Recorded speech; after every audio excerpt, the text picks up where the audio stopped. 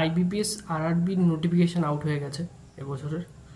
তো এই যে সময়টা মানে এখন থেকে জুন মাস থেকে এই মানে নোটিফিকেশান আউট হওয়ার পর থেকে আপ টু আগস্ট মাসে তোমার যে পরীক্ষা হবে, এই সময়টা কিন্তু সব থেকে ভাইটাল সময়।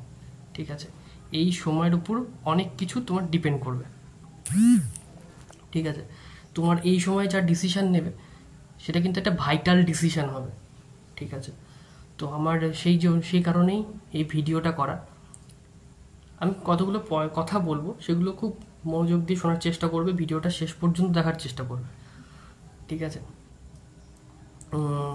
এই সময় আমি বলতে চাই যে এই ভিডিওর মাধ্যমে বলতে চাইছি যে তুমি কি করবে আর কি করবে না এই সময়টাতে।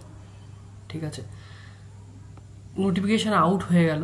নোটিফিকেশান আউট হওয়ার পর আমরা দেখতে পাচ্ছি যে ভ্যাকান্সি রয়েছে, খুব একটা খারাপ নেই ভ্যাকান্সি। শুধু ওয়েস্ট বেঙ্গলের যে 3টে আরআরবি রয়েছে, 3টে আরআরবির মধ্যে 2টো আরআরবি থেকে ভ্যাকান্সি এসছে, একটা আরআরবি থেকে কিন্তু ভ্যাকান্সি আসেনি। পশ্চিমবঙ্গ গ্রামীণ ব্যাংক থেকে কিন্তু কোনো রকম ভ্যাকান্সি দেওয়া হয়নি।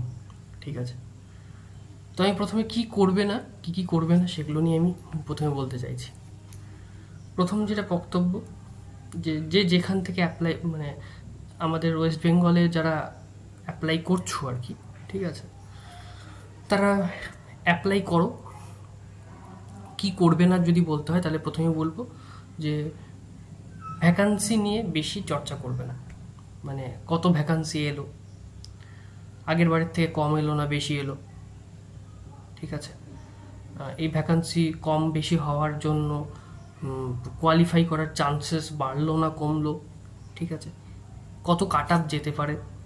ঠিক আছে, অনেকে থাকে অনেক আগে থেকে, এখন থেকে হয়তো প্রেডিকশান, ভ্যাকান্সি দেখে প্রেডিকশান করা শুরু করে দিল যে কীরকম কী কাট আপ যেতে পারে, কী হতে পারে। এগুলো বিষয় নিয়ে অনেক এরকম চর্চা হয়। ঠিক আছে, তাই আমি বলবো যে এইসব চর্চাগুলো থেকে বিরত থাকো, এইসব চর্চাগুলোর মধ্যে যাওয়ার কোনো দরকার নেই।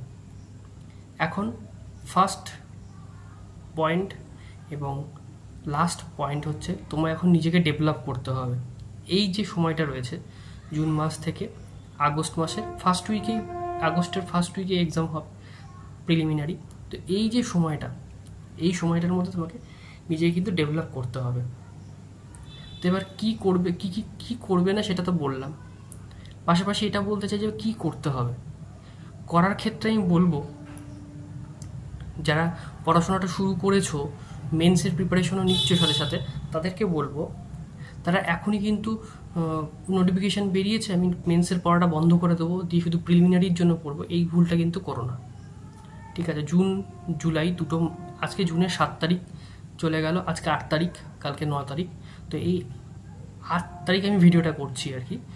তো এই ভিডিওর মধ্যে দিয়ে আমি বলতে চাইছি যে জুন মাসটা পুরোটা আছে। ঠিক আছে, জুলাই মাসটা পুরোটা রয়েছে।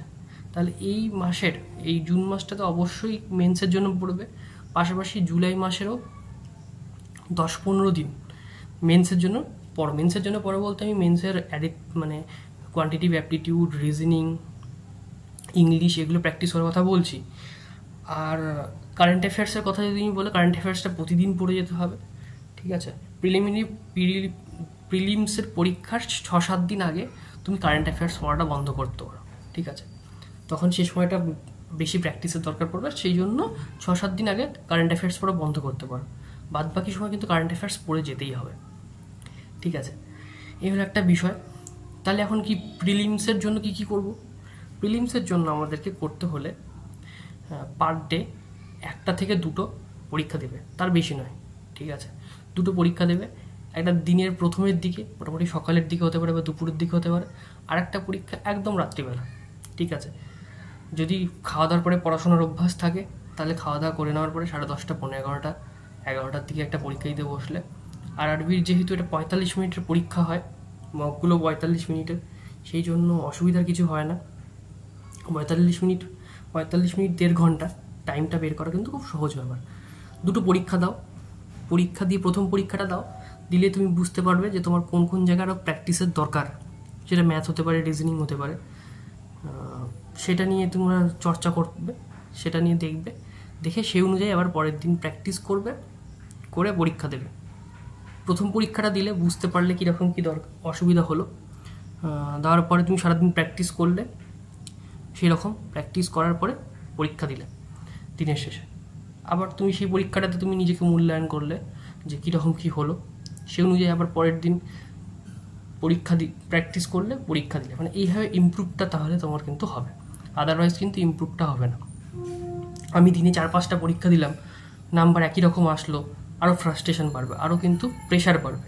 আমি বলবো সেরকম ভুলটা করো না, 2টো করে পরীক্ষা দাও দিনে, কিন্তু তোমার সেটাকে সঠিক মূল্যায়ন করো, সঠিকভাবে দেখো যে কোন জায়গাটায় প্রবলেমটা হচ্ছে, ঠিক আছে? এই বিষয়টা কিন্তু তোমাদেরকে মাথায় রাখতে হবে।